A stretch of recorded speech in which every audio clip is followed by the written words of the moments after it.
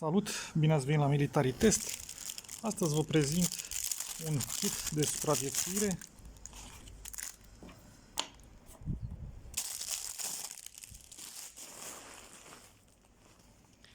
este destul de mic, compact și are foarte multe chestii înăuntru.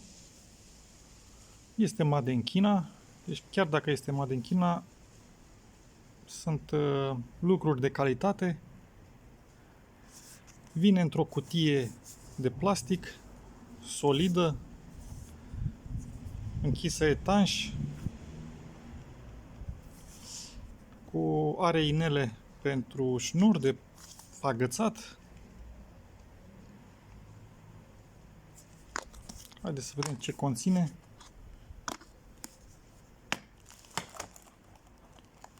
Conține 12 piese. Înăuntru cutia este tapizată cu un burete. Dacă se scoate buretele, mai există loc. Mai pot fi adăugate diferite obiecte. Vine cu pătură de supraviețuire, dimensiune 130 pe 210 cm.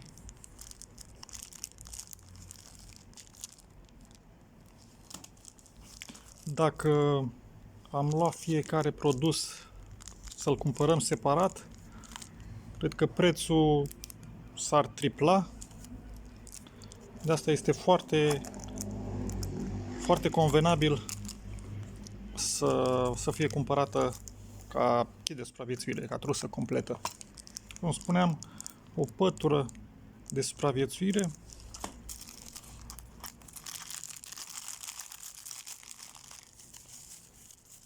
o lanternă,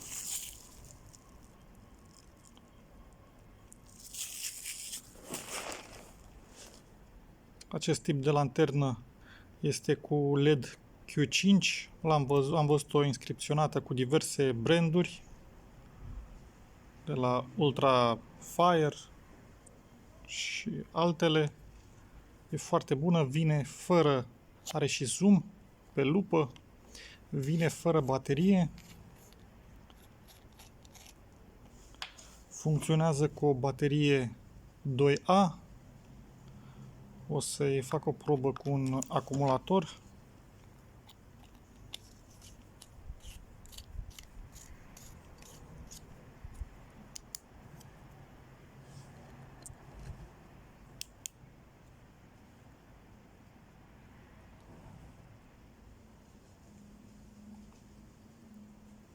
Are 3 moduri de iluminare: puternic, economic și stroboscop.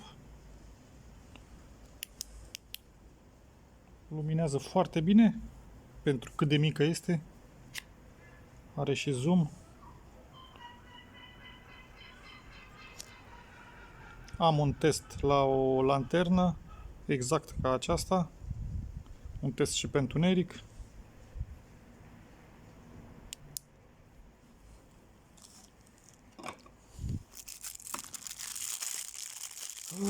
Un pix, este un pix tactic.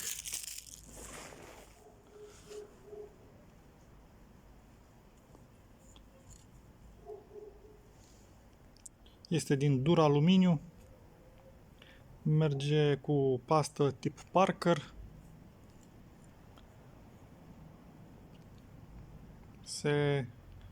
Este prin înfiletare.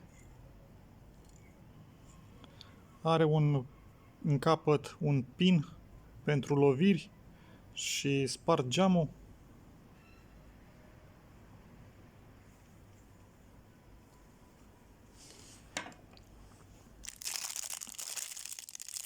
O brățară paracord.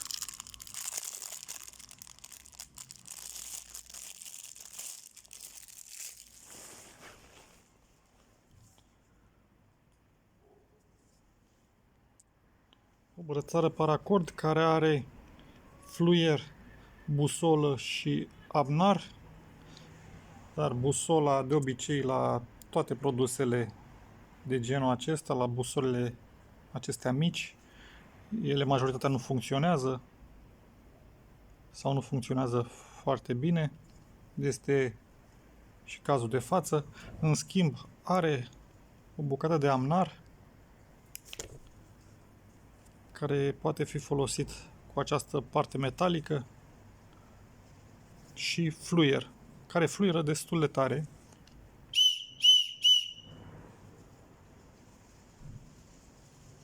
Brățara are o lungime de 23 de centimetri.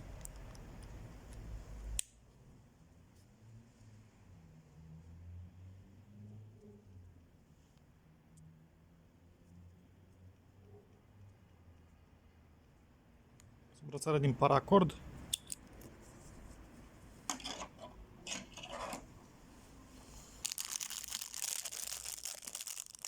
Și mai avem un amnar.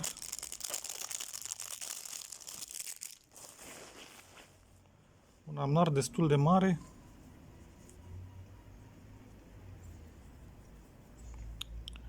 Un mâner din plastic. Vine și cu o lamelă metalică cu desfăcător de sticle și are și gradație de 5 cm. Amnarul are 7 cm lungime și 7 mm grosime.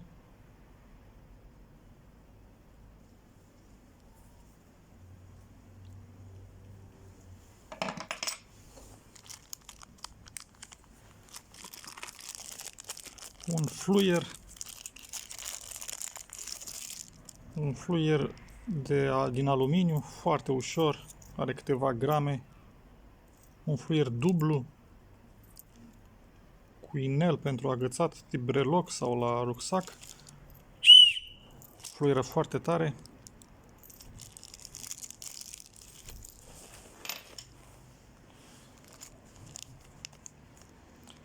Un briceag.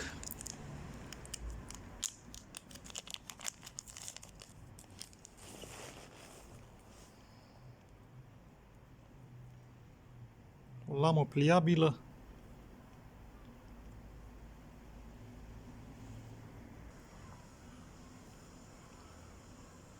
Are desfăcător pentru sticle.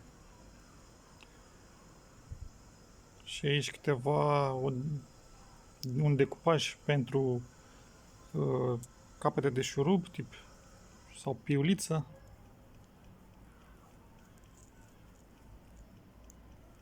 Mic.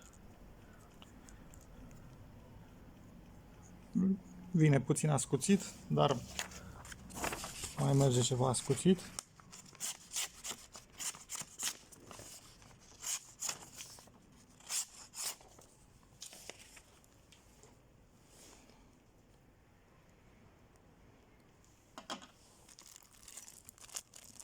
O carabină.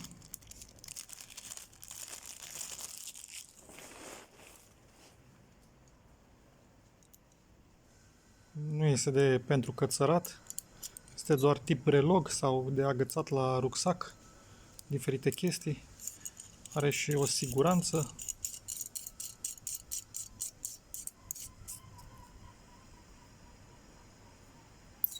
Și ea este din aluminiu, foarte ușoară.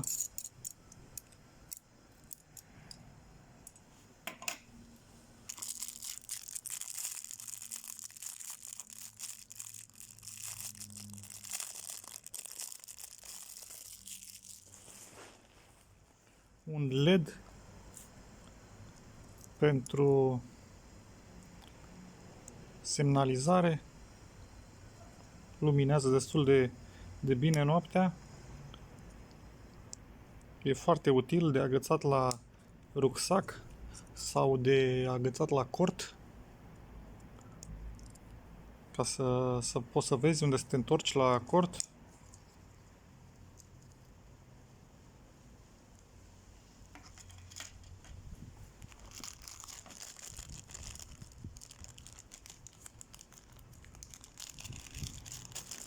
Un fierăstrău de sârmă.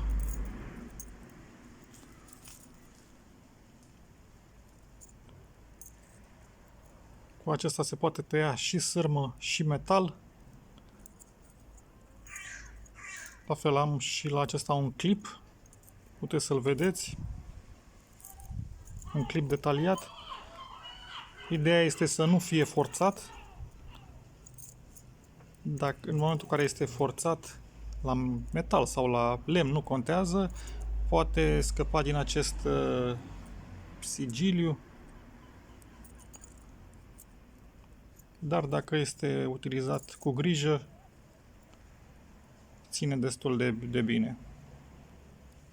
Și chiar dacă, în cazuri extreme, dacă se rupe, poate face un nod, improviza și se descurcă foarte bine, taie foarte bine și este foarte ușor și compact.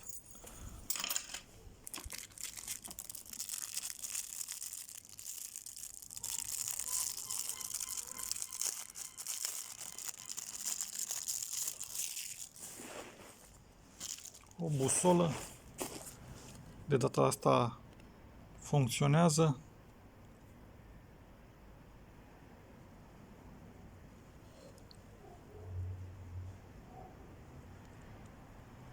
Are și șnur, are câteva gradații.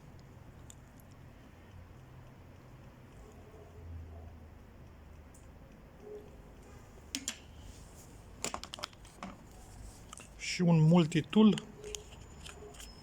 Vine cu o husă din piele ecologică.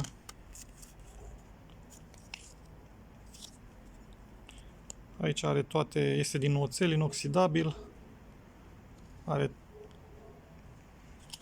detaliat fiecare ce înseamnă.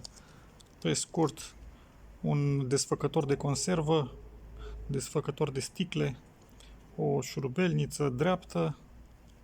Aici are un pic de lamă ascuțită. Pe o parte are fierăstrău.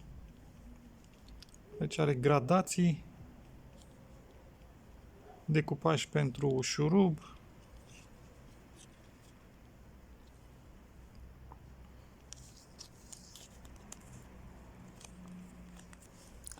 Cam atât.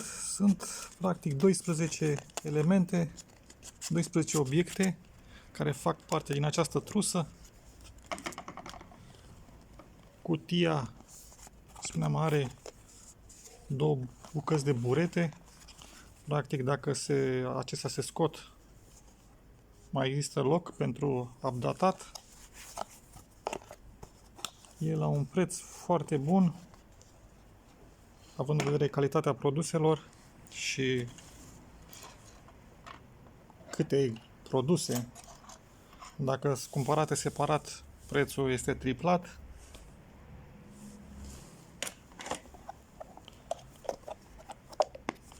Greutatea totală a kitului de supraviețuire este de 440 de grame.